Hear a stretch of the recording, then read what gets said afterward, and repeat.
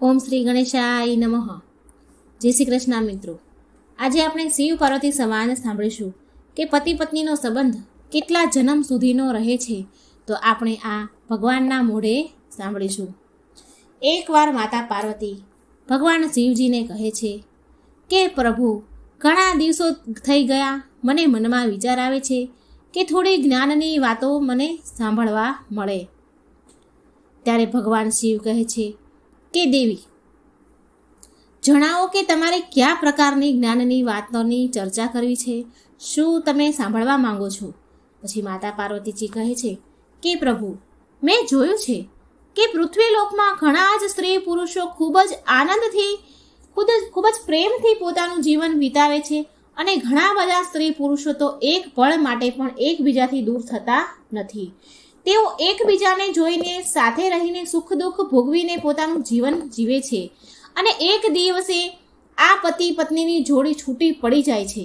પ્રભુ, હું એ જાણવા માંગુ છું કે આવનારા જન્મમાં શું તે સ્ત્રી પુરુષની જોડી ફરીથી પતિ પત્નીના રૂપમાં ફરી મળે છે, ભેગી થાય છે ખરી કે નહીં? અને સાથે થોડી ઘણી ચર્ચા હું ભાગ્યને લઈને પણ કરવા માંગુ છું. શું માણસને જે ભાગ્યમાં નથી હોતું તે પ્રાપ્ત થઈ શકે છે ખરી? આ વાત સાંભળીને ભગવાન શિવ બોલ્યા કે પાર્વતીજી, હું તમારા મનની વાત હવે સમજી ગયો છું. હવે હું તમને એક નાની એવી વાર્તા સંભળાવું છું. એક કહાની છે જે હું સંભળાવું છું, એ તમે સાંભળો.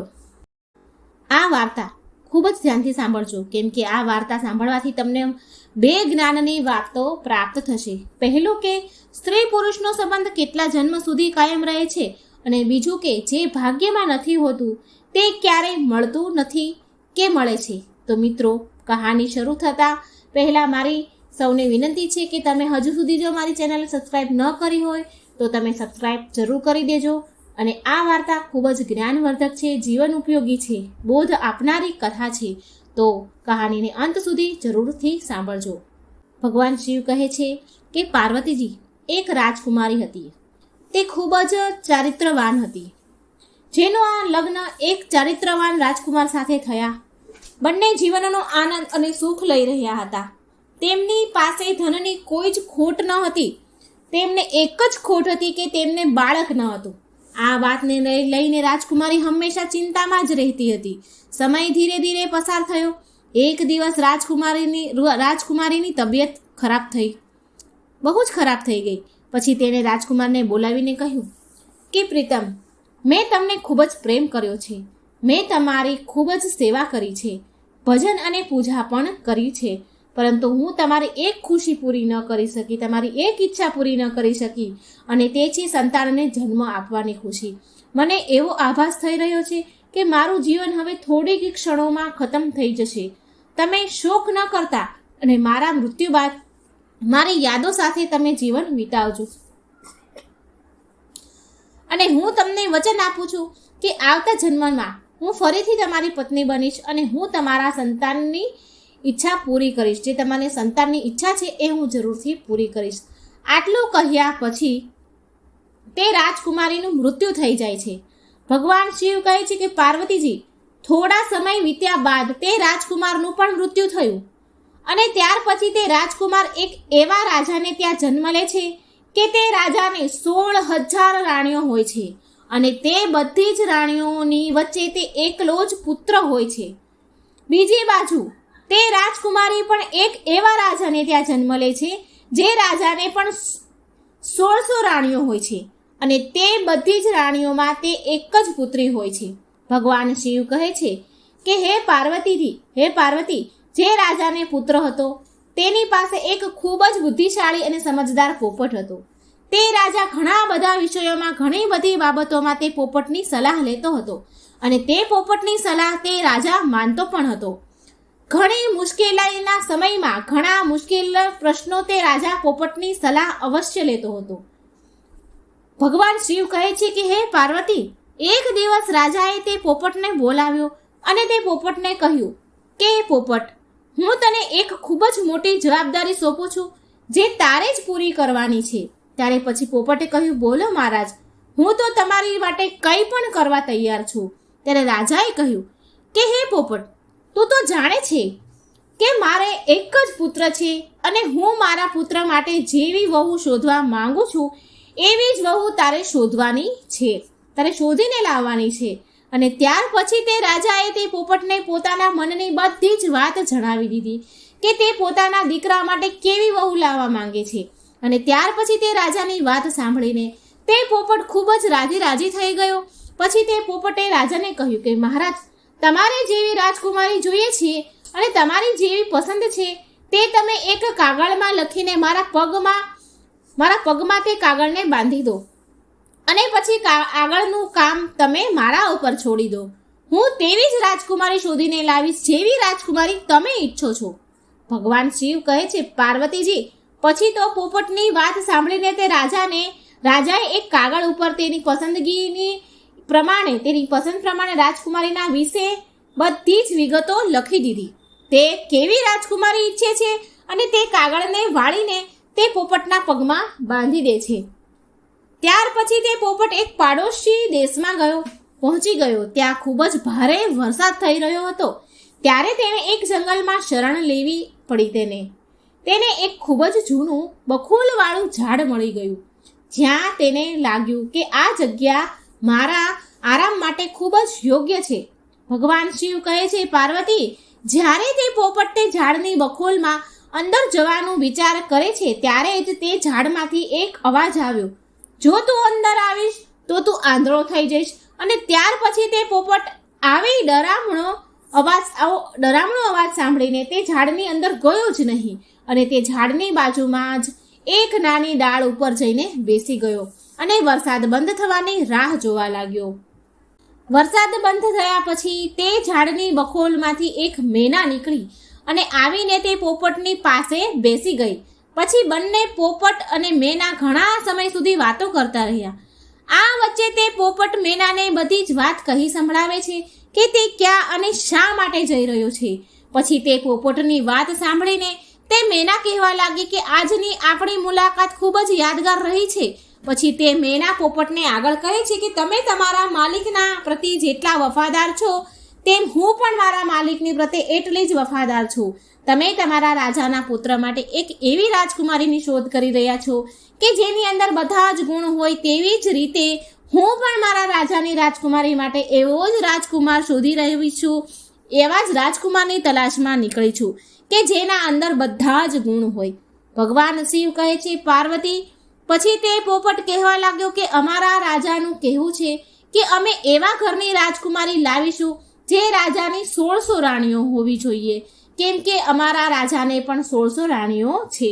ત્યારે મેના કહેવા લાગી કે હવે તો આપણી વાત બની જશે, કેમ કે તમારા રાજાને પણ 1600 રાણીઓ છે અને અમારા રાજાને પણ 1600 રાણીઓ જ છે. તમારા રાજાને કેવળ એક જ રાજકુમાર છે અને અમારા રાજાને પણ એક જ રાજકુમારી છે. તમારા રાજાનો રાજકુમાર સર્વગુણ સંપન્ન છે અને અમારા રાજાની રાજકુમારી પણ સર્વગુણ સંપન્ન છે.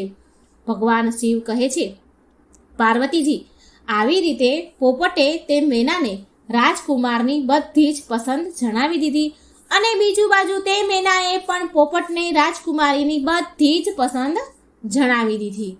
પછી તે પોપટ અને મેના રાજકુમારીના દેશમાં આવી ગયા.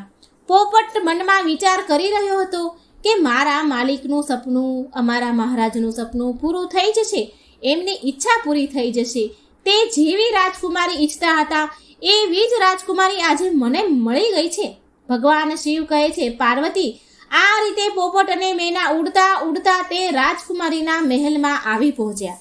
ત્યારે મહેલમાં એક નોકરે તેમને જોઈ લીધા અને તેણે રાજાને જોઈને કહ્યું કે મહારાજ, તમે મેનાને જે કાર્ય માટે મોકલી હતી તો તેણે તમારી સાથે ખૂબ જ મોટો વિશ્વાસઘાત કર્યો છે. તે રાજકુમારીની શોધમાં ક્યાંય પણ નથી ગઈ, પરંતુ તે એક પોપટ સાથે ફરી રહી છે. મેં મારી આંખોથી એને જોઈ છે. આંખોથી તે મેનાને એક પોપટ સાથે બહાર ફરતા ઉડતા જોઈ છે. તે તમારી વાત તો ભૂલી જ ગઈ છે. તમારી આજ્ઞાનું તેણે ઉલ્લંઘન કર્યું છે. ભગવાન શિવ કહે છે કે હે પાર્વતી, આ પ્રકારે રાજાને ખૂબ જ ક્રોધ આવી જાય છે અને તે પોપટ અને મેના બંનેને મારવાનો આદેશ આપી દે છે. ભગવાન શિવ કહે છે હે પાર્વતીજી, જે સમયે રાજાએ તે પોપટને અને મેનાને મારવાની સજા સંભળાવી હતી તે વાત મેનાને ખબર પડી ગઈ અને મેનાએ પોપટને કહ્યું કે અહીં આપણા બંનેનો જીવ જોખમમાં છે, એટલે જેટલું જલ્દી બની શકે તેટલું આપણે બંને અહીંથી ખૂબ જ દૂર ભાગી જવું પડશે. જલ્દીથી અહીંથી ઉડો, નહીં તો આપણને બંનેને અહીં વગર વાકે કોઈ વગર ભૂલે આપણને મરી જવું પડશે, આપણને મારી નાખવામાં આવે છે. રાજાના સૈનિકોના તીર આપણને મારી નાખે તે પહેલાં જ આપણે અહીંથી દૂર ભાગી જઈએ. આવો વિચાર કરીને તે પોપટ અને મેના ત્યાંથી ખૂબ જ દૂર ઉડીને ભાગી ગયા. ભગવાન શિવ કહે છે, હે પાર્વતીજી, રાજાના સૈનિકો જ્યારે તે પોપટ અને મેનાને મારવા માટે ગયા તો ઘણી શોધખોળ કર્યા પછી પણ તે બંને તેઓને મળ્યા નહીં અને તેઓ એ વિચારીને પાછા આવી ગયા કે કદાચ તે મેના અને પોપટને રાજાના આદેશની ખબર પડી ગઈ હશે અને તેઓ કોઈ સુરક્ષિત જગ્યાએ ભાગી ગયા હશે. હવે પોપટ અને મેનાએ થોડા દિવસો સુધી રાહ જોઈ કે તે દેશના લોકો આ વાતને ભૂલી જાય અને ત્યાર પછી તે બંને પાછા મહેલમાં આવ્યા. સીધા જ તેઓ રાજાના દરબારમાં પહોંચી ગયા. પોપટ રાજાના જમણા ઘૂંટણ ઉપર અને મેના રાજાના ડાબા ઘૂંટણ પર આવીને બેસી ગઈ. ત્યારબાદ પોપટ અને મેનાએ રાજાને પૂછ્યું કે તમે અમને શા માટે મારવા માંગતા હતા? તમે સૈનિકોને મારવા માટે કેમ કહ્યું હતું? અમે તો તમારા વફાદાર છીએ. તમારા મહેલના સૈનિકોને અમારાથી ઈર્ષા થાય છે, એટલા માટે તેમણે તમારી સાથે અમારી બુરાઈ કરી છે, અમારી ખોદણી કરી છે. અમે બંને પોપટ મેના એવા રાજાઓના નોકર છીએ કે જે રાજા ખૂબ જ બુદ્ધિશાળી અને ધનવાન છે. અમે તમારી સાથે હંમેશા વફાદારી જ કરી છે.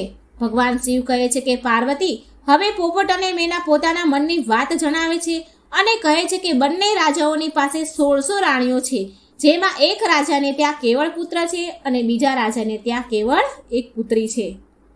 આ બંને રાજાએ એકબીજાને જોયા નથી, પરંતુ આ બંને એકબીજાના પુત્ર અને પુત્રીના એકબીજા સાથે લગ્ન કરવા માંગે છે. એક રાજાને એવી વહુ જોઈએ જેવી બીજા રાજાને રાજકુમારી છે અને બીજા રાજાને એવો જમાઈ જોઈએ જેવો પેલા રાજાને રાજકુમાર છે.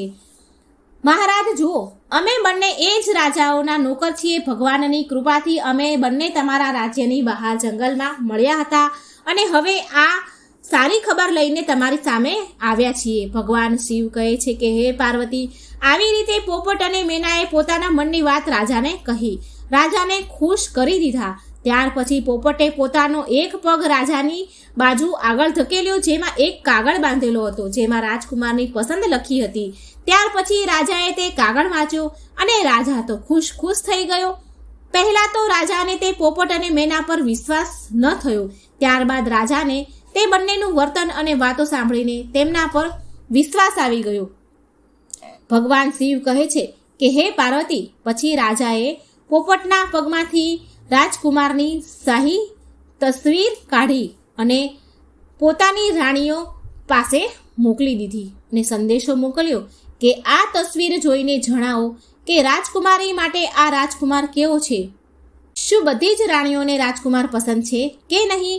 ભગવાન શિવ કહે છે કે પાર્વતી, કેટલાક દિવસો વીતી ગયા પરંતુ તે તસવીર પાછી આવી નહીં. રાજકુમારીને તે તસવીર ખૂબ જ પસંદ આવી. ત્યારબાદ તે રાજકુમારીએ રાજકુમારની તસવીરને પોતાના હાથમાં જ રાખીને રહેતી હતી. થોડા દિવસો પછી તે રાણીઓ તરફથી જવાબ આવ્યો કે રાજકુમાર બધાને પસંદ છે. હવે રાજકુમારીનું લગ્ન જલ્દીથી જ થઈ જવું જોઈએ, કેમ કે રાજકુમારી તો રાજકુમારને જોયા વગર રહી શકતી જ નથી. ભગવાન શિવ કહે છે કે પાર્વતીજી, જેવો જ આ જવાબ રાજાની પાસે પહોંચ્યો ત્યારે રાજાએ પોપટને એ કહીને પાછો મોકલી દીધો કે તેના માલિકને જઈને કહે, તેના રાજાને જઈને કહે કે રાજકુમાર માટે તેમની પસંદગીની રાજકુમારી મળી ગઈ છે. તે લોકો 4 મહિનાની અંદર લગ્ન કરવા માટે અમારી પાસે આવી જાય. ભગવાન શિવ કહે છે કે દેવી પાર્વતી, ત્યાર પછી તે પોપટે આદર સાથે રાજાને નમીને પ્રણામ કરી અને પોતાના દેશ તરફ ચાલ્યો ગયો. ત્યાર પછી પોતાના દેશ પહોંચીને તે પોપટે પોતાના રાજાને બધી જ વાત સંભળાવી, પોતાની યાત્રાની સફળતાની બધી જ વાતો જણાવી. ત્યારે રાજાને પણ સાંભળીને ખૂબ આનંદ થયો, ખૂબ ખુશ થઈ ગયા. તે જેવી જ વહુ ઈચ્છતા હતા તેવી જ રાજકુમારી તેના રાજકુમાર માટે મળી ગઈ. ત્યાર પછી રાજાએ તરત જ આ ખૂબ જ શુભ પ્રસંગને ભવ્યતાથી ઉજવવા માટેનો આદેશ આપી દીધો. ભગવાન શિવ કહે છે કે દેવી પાર્વતી રાજકુમાર માટે રાજાએ સૌથી કિંમતી અને સૌથી સુંદર કપડાં બનાવડાવ્યા અને ઘોડાઓને પણ ખૂબ જ સુંદર રીતે તૈયાર કરવામાં આવ્યા. સૈનિકો માટે પણ નવા અને ખૂબ જ સુંદર કપડાઓ શણગારો તૈયાર કરવામાં આવ્યા. ઘણા બધા પ્રકારની ભેટો સોગાદો જેવી કે અનમોલ હીરા ઝવેરાત, ઘણા બધા મોંઘા કપડાં અને ઘણી મુશ્કેલીથી મળવાવાળા ફળો, કિંમતી મસાલાઓ અને ખૂબ જ ઉત્તમ કક્ષાના અત્તર અને એવી ઘણી બધી વસ્તુઓ ભેગી કરવામાં આવી. દરેક વસ્તુઓને યાદ કરીને રાજાએ ભેગી કરાવી. ભગવાન શિવ કહે છે કે દેવી પાર્વતી મહિનાઓ ખૂબ જ જલ્દી પસાર થઈ ગયા. આટલી બધી તૈયારીઓ કરવામાં સમય કેવી રીતે પસાર થઈ ગયો ખબર જ ન પડી. પરંતુ દુઃખ એ વાતનું હતું કે રાજકુમારના લગ્ન થોડા દિવસ પહેલા જ રાજા બીમાર પડી ગયો અને તે મૃત્યુ પામ્યો. તે પરિવાર માટે આ ખૂબ જ દુઃખદ ઘટના હતી. રાજકુમારે પોતાના લગ્ન માટે જવાનું ટાળવું પડ્યું કેમ કે લગ્ન માટે આ સમયે જવું પોતાના પિતા માટે એક અપમાન જેવી વાત જણાતી હતી. જ્યારે તે રાજાના મૃત્યુ બાદ બધી વિધિ પૂરી થઈ ગઈ અને શોક પૂરો થઈ ગયો ત્યાર પછી તે રાજકુમાર પોપટની સાથે રાજકુમારી સાથે લગ્ન કરવા માટે પહોંચ્યો. બીજી બાજુ રાજકુમારીનો દેશ દૂર ન હતો એટલે રાજકુમાર તે પોપટની સાથે ઘણો જલ્દી રાજકુમારીના રાજમહેલમાં પહોંચી ગયો. ત્યાં પહોંચીને રાજકુમારીના મહેલની બાજુમાં જે બગીચો હતો તેમાં પડાવ નાખ્યો. ભગવાન શિવ કહે છે કે પાર્વતીજી જો રાજકુમાર તે બગીચામાં ના ઘૂસ્યો હોત તો સારું હોત કેમ કે ત્યાં તેનો પોપટ મરી ગયો.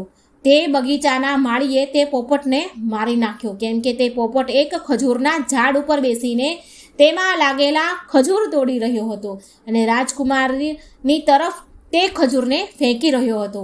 આ વાત તે માળીને પસંદ ન આવી અને તેણે પોપટ ઉપર એને ખૂબ ગુસ્સો આવ્યો અને પોપટને મારી નાખ્યો. ભગવાન શિવ કહે છે કે પાર્વતી જ્યારે રાજકુમાર ઉપર આ મુસીબત આવી અને ત્યાર પછી તેણે સાંભળ્યું કે રાજકુમારીના પિતાએ રાજકુમારીના લગ્ન તેની સાથે કરવાની ના પાડી દીધી છે કેમ કે તે રાજકુમારના પિતા મૃત્યુ પામ્યા હતા. હવે બગીચામાં પડાવ નાખ્યા બાદ થોડા દિવસ બાદ રાજકુમારી ફરવા માટે બહાર પોતાની પાલખીમાં બેસીને જઈ રહી હતી અને જોગાનું જોગ તે એ જ રસ્તા પરથી પસાર થઈ રહી હતી જે રસ્તા પર બગીચો હતો. રાજકુમારીએ બગીચા તરફ નજર નાખી અને ત્યાં રાજકુમારને જોયો અને ત્યારબાદ તે રાજકુમારને ઓળખી ગઈ કેમ કે એની પાસે એની તસવીર હજી પણ હતી. તે રાજકુમારીએ તસવીર રાખી હતી. ભગવાન શિવ કહે છે કે પાર્વતી તેણે તે સમયે તો કશું પણ કહ્યું નહીં અને તેની પાલખી લઈને આવનારા નોકરને તેણે કહ્યું કે પાલખીને પાછી રાજમહેલ તરફ લઈ લો કેમ કે રાજકુમારીને પોતાનો પ્રેમી મળી ગયો હતો. તે સમયથી જ રાજકુમારીને બધું જ સારું લાગવા માંડ્યું હતું.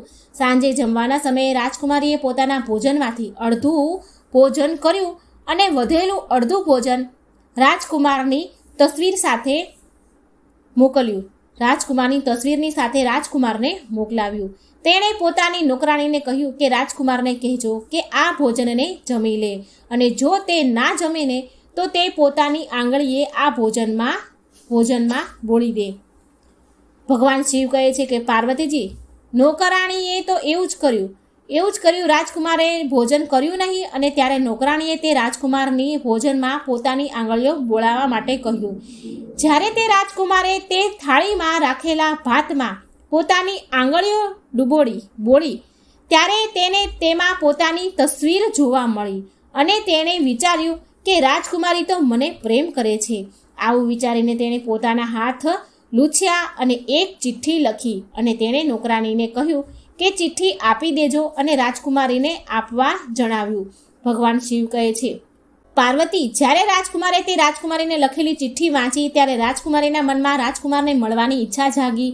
તેણે અડધી રાતે પોતાનો ઘોડો તૈયાર કર્યો અને સોના મહોરથી ભરેલો એક થેલો લીધો અને તે બગીચા તરફ ચાલવા માંડી જ્યાં રાજકુમાર રોકાયો હતો. ત્યાં જઈને રાજકુમારને કહે છે કે તમે આશ્ચર્યમાં ન પડો, હું તમને ખૂબ જ પ્રેમ કરું છું અને એટલા માટે જ હું છુપાઈને તમારી પાસે આવી છું. મારા પિતા મને તમારી સાથે લગ્ન માટેની મંજૂરી નહીં આપે અને હવે તમે તમારો ઘોડો તૈયાર કરી દો અને મને તમારી સાથે તમારા દેશમાં લઈ ચાલો ભગવાન શિવ કહે છે કે હે પાર્વતી, ત્યાર પછી તે રાજકુમાર અને રાજકુમારી પોતાના ઘોડા ઉપર બેસીને તે રાજ્યની બહાર નીકળી ગયા અને ત્યાર પછી તેઓ એક એવા નગરમાં પહોંચી ગયા કે ત્યાં તેમના જીવનનું જોખમ ખૂબ જ વધી ગયું. તેઓ જે નગરમાં પહોંચ્યા હતા ત્યાં એક મોટી જાદુગરની રહેતી હતી. તેની એક પુત્રી હતી. જ્યારે તેણે રાજકુમારને જોયો તો તે જાદુગરની પુત્રીને પહેલી નજરે જ આ રાજકુમાર પસંદ આવી ગયો અને તે રાજકુમારને પ્રેમ કરવા લાગી. તેણે પ્રતિજ્ઞા કરી લીધી કે હું રાજકુમાર સાથે જ લગ્ન કરીશ. ભગવાન શિવ કહે છે કે પાર્વતી, હવે તે જાદુગરનીના મનમાં વિચારવા લાગી કે મારી પુત્રીનું લગ્ન રાજકુમાર સાથે કેવી રીતે થશે. તે જાદુગરની પુત્રી પોતાના મનમાં વિચાર કરવા લાગી કે મારા લગ્ન આ રાજકુમાર સાથે કેવી રીતે થશે. પછી તેણે એક યુક્તિ વિચાર કરી અને તેણે તેની માતા જાદુગરનીને તે રાજકુમાર અને રાજકુમારીને પોતાના ઘરે ભોજન માટે આમંત્રિત કરવા માટે કહ્યું.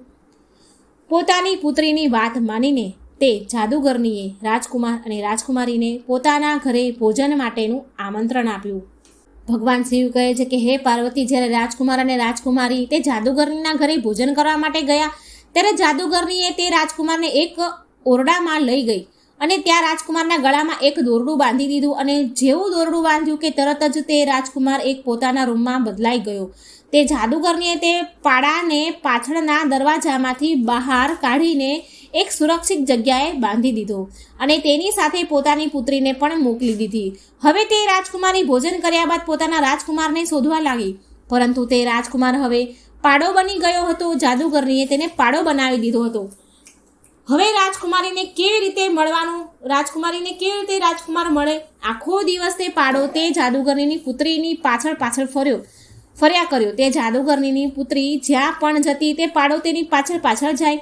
ભગવાન શિવ કહે છે કે પાર્વતી, તે જાદુગરની પુત્રી રાત્રે તે પાડાના ગળામાંથી તે દોરડું કાઢી લેતી હતી જેથી તે રાજકુમાર બની જતો હતો અને તે પાડાનું રૂપ ખતમ થઈ જતું હતું અને જ્યારે સવાર થતી ત્યારે તે દોરડું ફરીથી રાજકુમારના ગળામાં પહેરાવી દે એટલે રાજકુમાર ફરીથી પાછો પાડાના રૂપમાં આવી જતો હતો અને દિવસ દરમિયાન તેને બહાર ફરવા લઈ જતી હતી. બીજી બાજુ રાજકુમારીને રાજકુમાર ન મળે.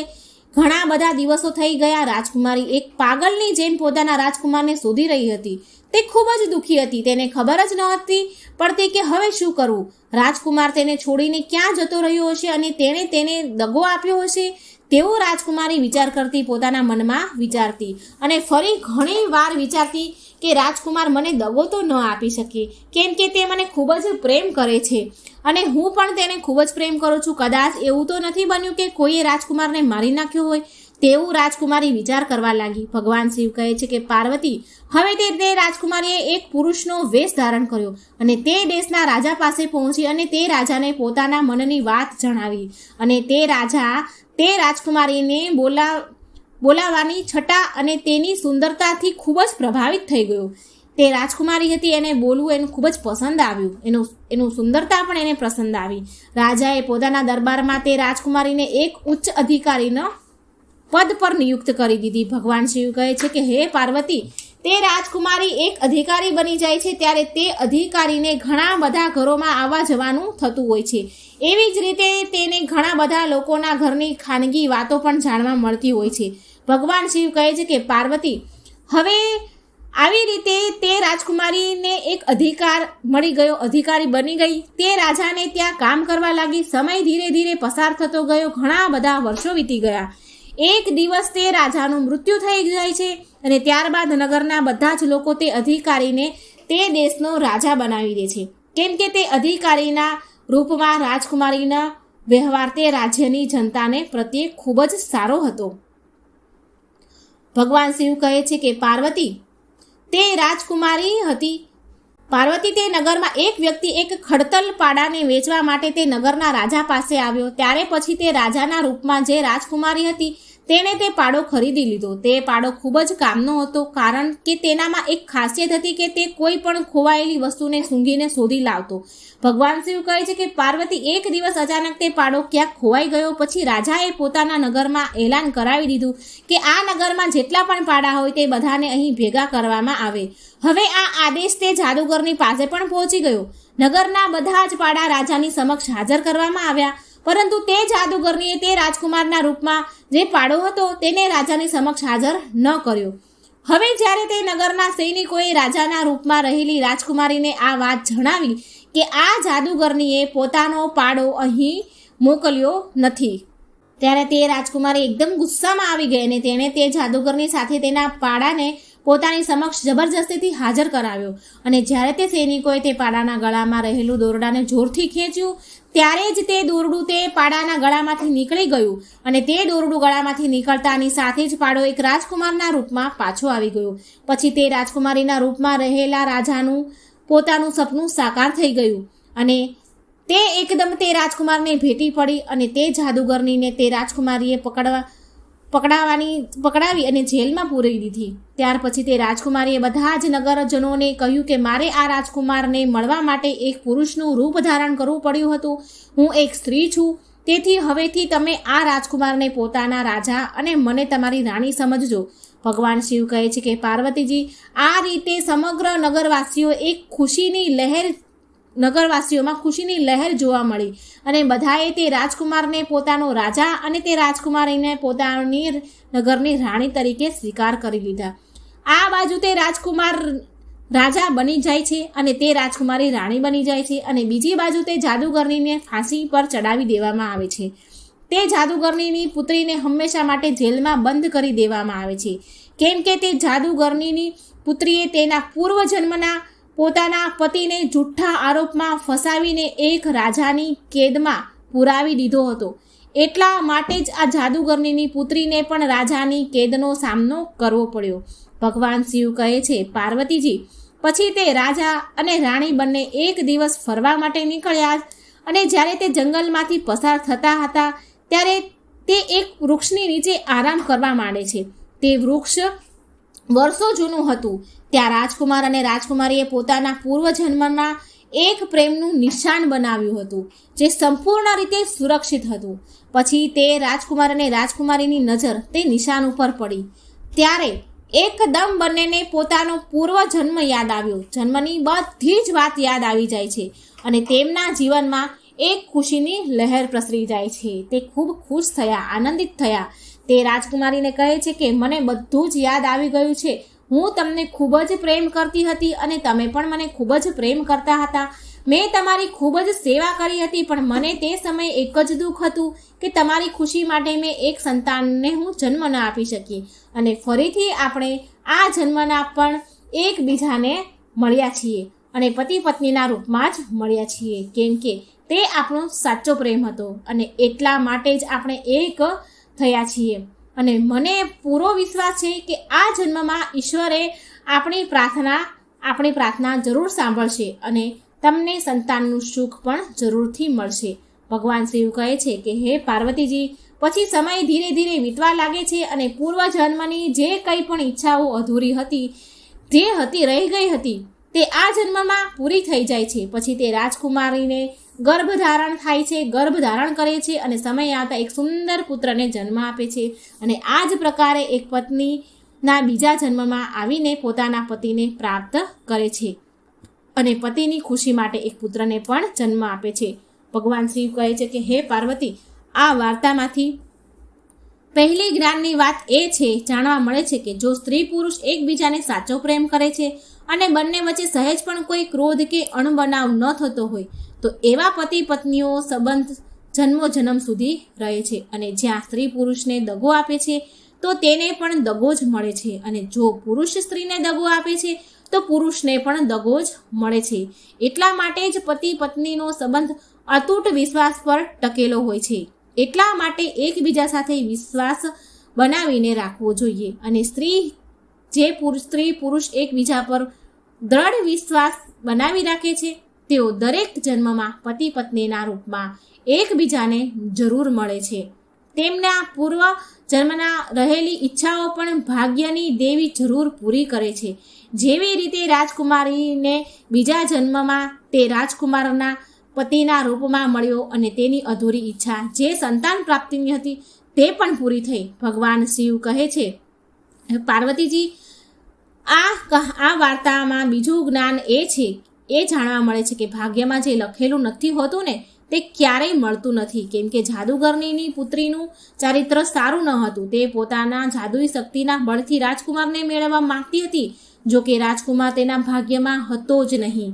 તેથી જ તે રાજકુમારને પ્રાપ્ત ન કરી શકી, કેમ કે જે ભાગ્યમાં નથી હોતું તે ક્યારેય પણ નથી મળતું. રાજકુમાર તો કેવળ રાજકુમારીના ભાગ્યમાં જ લખાયેલો હતો. માટે જ આટલી બધી મુશ્કેલીઓનો સામનો કરવા છતાં પણ તે રાજકુમારીને પોતાના પૂર્વજન્મનો પતિ આ જન્મે પણ રાજકુમારના રૂપમાં જ મળ્યો. હવે ભગવાન શિવ કહે છે કે હે પાર્વતી, પતિ પત્નીનો સંબંધ જન્મ જન્માંતરનો હોય છે, એટલા માટે જ આ સંબંધમાં દરેક પતિ પત્નીએ વિશ્વાસ જાળવી રાખવો જોઈએ અને સંપૂર્ણ રીતે એકબીજાના પ્રત્યે વફાદારે રહેવું જોઈએ. અને જે વસ્તુ ભાગ્યમાં હોતી નથી તે કેટલો પણ તમે પ્રયત્ન કરી લો પણ પ્રાપ્ત નથી થતી. એટલા માટે ખોટો રસ્તો પસંદ કરીને ક્યારેય પણ પ્રયત્ન કરવો જોઈએ નહીં, બળજબરીથી હાસિલ કરવું જોઈએ નહીં, તો તમારે તેના માટે ખરાબ પરિણામો જ ભોગવા પડશે. જેવી રીતે જાદુગરનીને પુત્રીને રાજાએ હંમેશા માટે જેલમાં પુરાવી દીધી અને તેનું પોતાનું બધું જ જીવન તે જેલમાં પસાર થઈ ગયું. તો મિત્રો, આ વાર્તા તમને જો સારી લાગે તો કમેન્ટ બોક્સમાં જરૂર લખજો. મારો વિડીયો લાઈક કરજો, શેર કરજો અને મારી ચેનલને સબસ્ક્રાઈબ જરૂર કરજો. જય શ્રી કૃષ્ણ, રાધે રાધે, થેન્ક યુ.